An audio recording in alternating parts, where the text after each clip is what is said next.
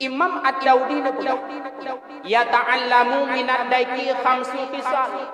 5 buah pelajaran dapat bertanya cok bak mana. Yang pertama, husnus saut, dia bagus suara. Mana gak turun kedua. Maka bertanya dalam kehidupan pegahaba bersopan berlemah lembut. Yang kedua, pelajaran bak mana qiyamu fi sahri, ayam itu bangun cepat ketika sahur. Maka tanya bedah bawai dan kedua bersempat sembahyang subuh bila perlu, bersempat sembahyang tahajud. Sehingga wadah tak cicap anu, wadah tak cicap cucu. Walaupun tanya toke ilmu, walaupun tanya toke kami kan menfalemu kan menfakami itu tetap manuk kami tak. Kenapa? Karena ada sesuatu di balik manuk tersebut, yakni qiyamu fi sahri. Maka gemat ha manuk legure. Gekeun ba anu mutuahnya. Ne loncok sempurna bak manuk. Sebagaimana manuk ibadah awal gata bedah ba awal. Manuk ibadah ipuga urang ibadah bedah gata ibadah. Manuk ibadah ipuga urang ibadah lalu diharkat bedah gata dengan ibadah harkat berbakti kurungsi nyo tungku metuah sifat manuk luar biasa. Kemudian yang kedua sifat manuk ghirah, cemburu. Maka kitanya urang Islam bercemburu ketika nak urang yang ganggu agama kitanya pindah urangnya. Sebagaimana manuk kala saboh manuk agam, truk manuk ina, truk manuk agam lain ibu karu manuk inanya. Bedah manuk agam pertama, ipinah manuk agam kedua. Kenapa? Karena itu jangan diganggu temannya. Menantu gedanya dalam Islam bercemburu. Yang keput sifat manuk bengku metuah kasiratu jimat. Manuk le anu, manuk le keturunan paling kurang 3 manuk 12 atau 8, paling kurang 7. Hana manuk tungku yang manuk sini.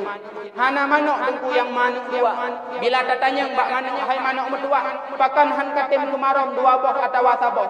Andaikan jadi begahaba suku hijau, tebah wate-wate, umpung-umpung. Manuk sangat le keturunan, maka contohlah pada manuk. Sehingga urang akhirat Rasulullah bangga dengan gedanya karena le keturunan banyak umatnya Rasulullah. Yang terakhir sifat manuk adalah safa dermawan. Nekalan manuk irumpa lemoy kiri ulat yang nalam lemu hina ulat ijo iperhut ijo iperhut ijo iperhut ikatet iheungan wate trok ngan ijo lengan hanai keun tapu ija ya mijala wate tati beri hai baju tetap iheungan ngan katut tetap baru ijo keungan wate tati hani paju hidro tungku medua nyokuh nampaknya manuk merupakan makhluk yang paling dermawan. Maka contohlah bak manuk menyota contoh bak urang kaya tungku medua getanyung hanti tak ikuti karena urangnya le harta. Ketika tinggal tanyung kena meninggai wate truk malik mau hinan tanyung tahu laki wate adu udip siminen atau 2. Sebagaimana Allah nyebutkan dalam Quran, laula akhartani ila ajalin qarib fa asaddaqa. Ya Allah, nabi udip kelun ya Allah mesti adu fa asaddaqa pasti lu mesti. Wate kena mati dengan metua.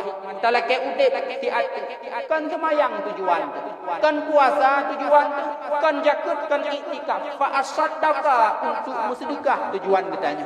Pakat rupanya seorang ulama daripada mazhab Hambali menjawab hikmah sedekah 5 buah. Yang pertama bisa meringankan sakaratul maut.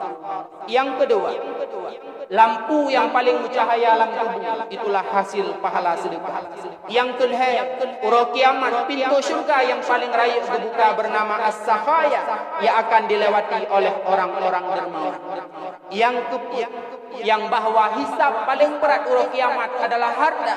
Maka ketika kena mati talake udip ti ada mujud bina harta buta sedekah tujuan baik merumpah hisab di urang kiamat. Yang kelima tanda ibadah ditanya gedung oleh Allah, tanya senang hati untuk bersedekah.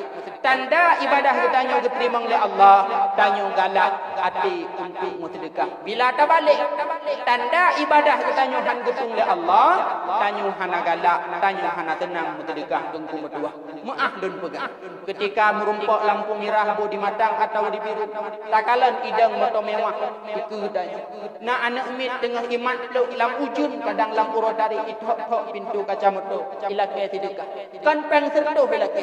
Kan peng 50 ribu lagi. Ada 500 tajuk terima.